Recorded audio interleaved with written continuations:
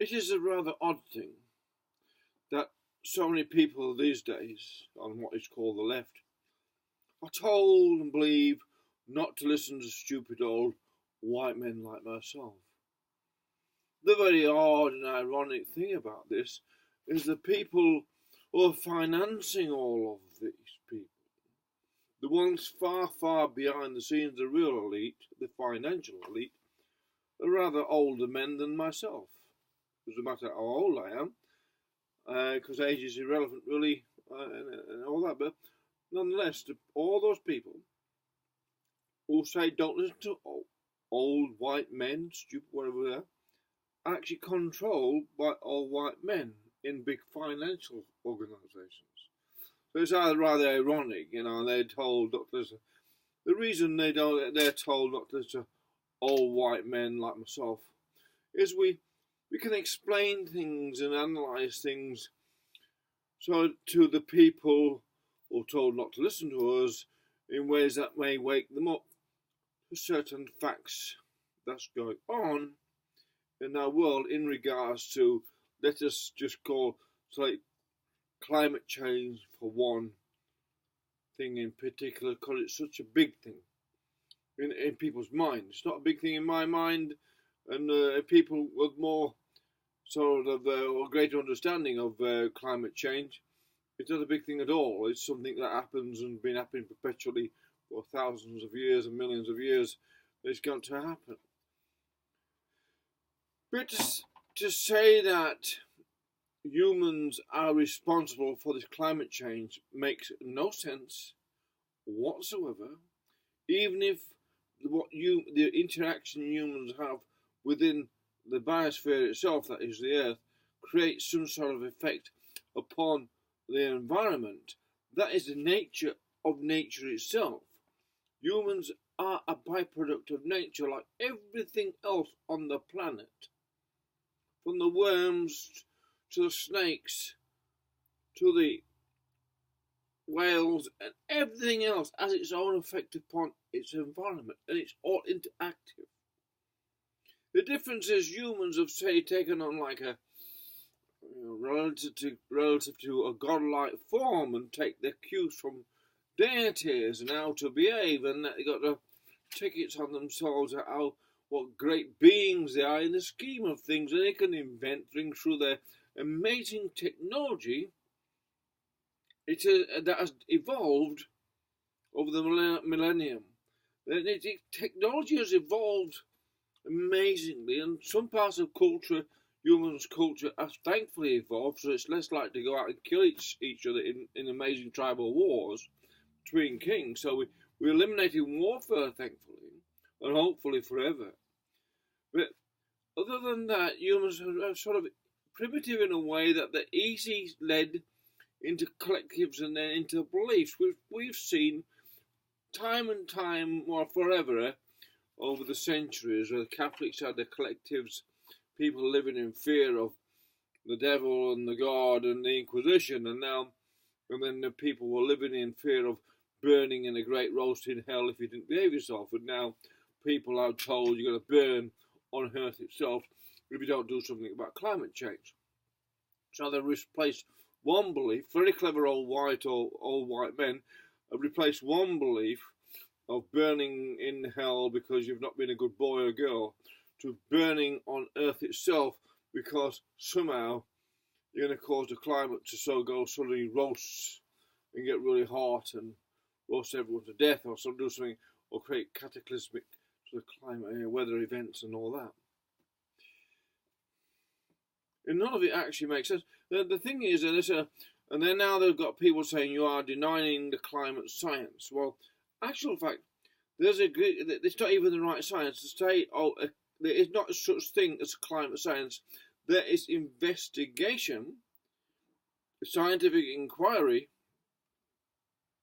into many aspects on the history of the world's climate and the ongoing effect upon the environment humans may have or may not have. It's so speculative. It's a scientific inquiry, but there's no such thing as climate science. To say there's climate science is sort of it's actually an unscientific thing to say, because science is basically proving a theory, and they're not actually cannot prove that humans are actually affecting the climate because, well, there's the solar effect and the lunar effect and the cosmic effect and all sorts of other effects in the long variable differential equation that becomes the equation that and what's evolving, what says that's what climate change is, which is so you can't actually say what's going to happen. But of course, people are panic about it. It doesn't make sense because it's not the right.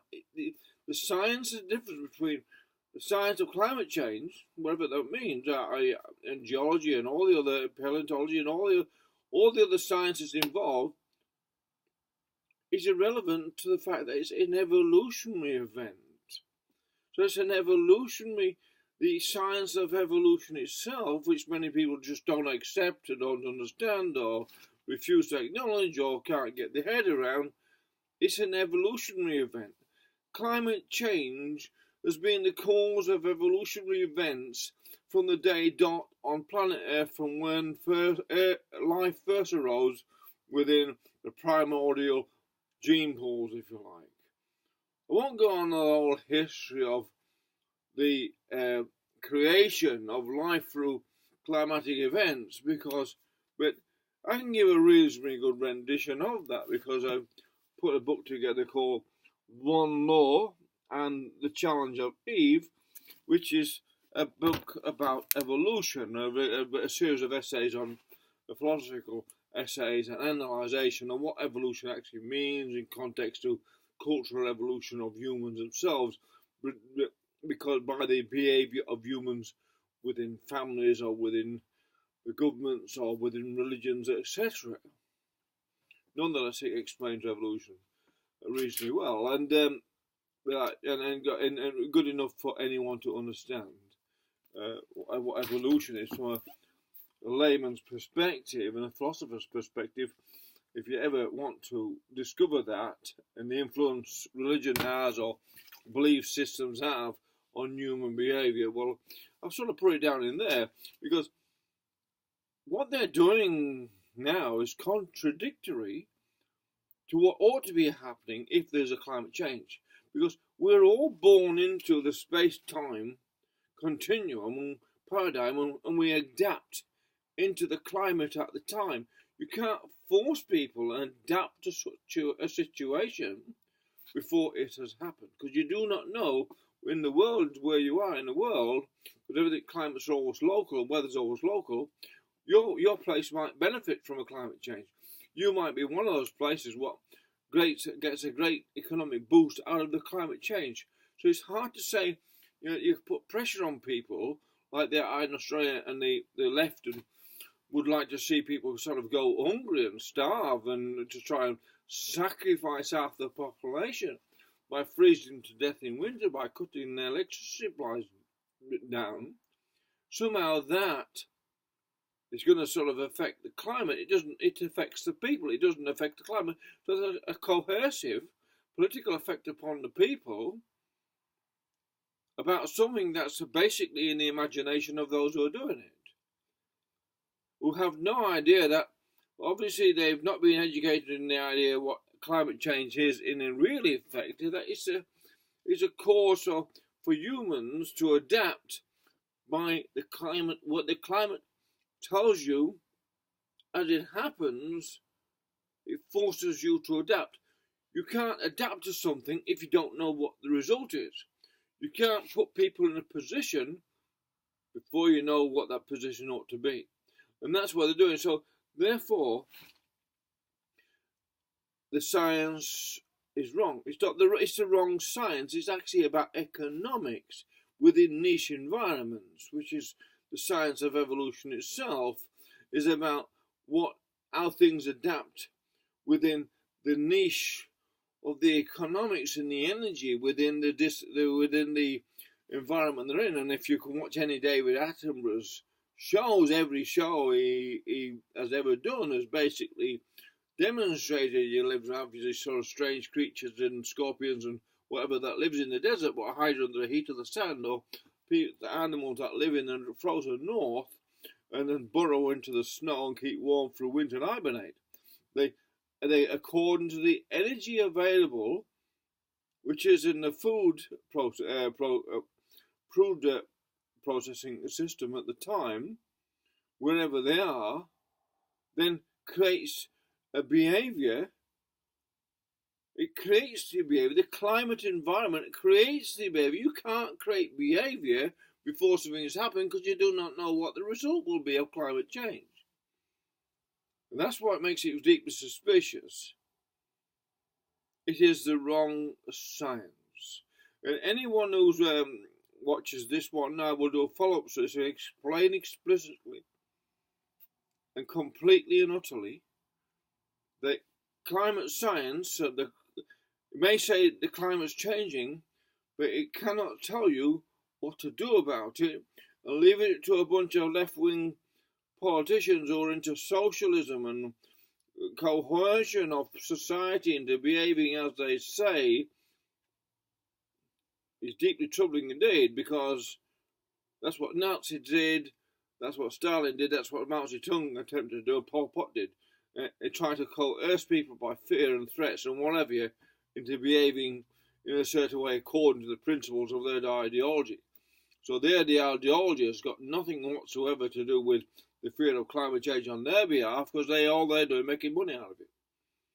And the people they're making wealth out of the fear of climate change by causing people to suffer over it. So really, it's basically a tribal thing. They've created a tribe.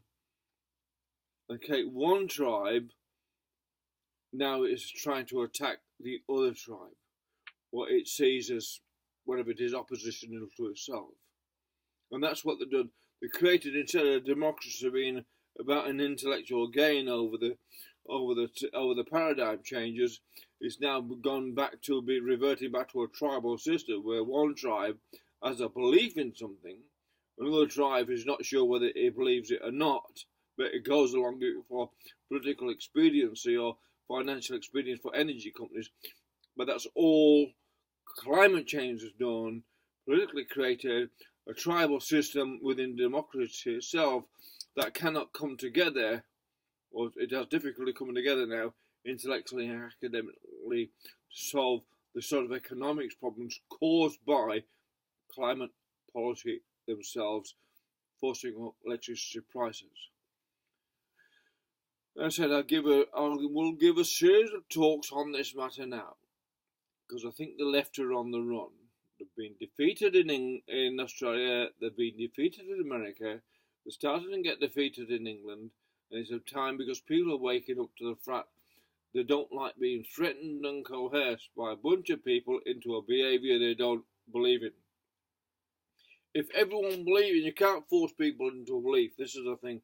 These people who do not understand the basic physical concepts of energy and economics itself are trying to force other people into a belief system. And yet these people will be totally put upon if Catholics try to force them into their belief system, and certainly put upon if the Muslims said, all right, we all want you to believe in Allah like we do. Now, right now, there'll be you and carry on really by the left are all about that, having to be forced into a belief system. And yet that's exactly what they're doing, forcing people in a belief system, and they're really truly abusing their children. At the same time, they're creating fears into their minds about something that the children don't even the left does not understand, and certainly the children cannot possibly understand what this climate change thing is all about.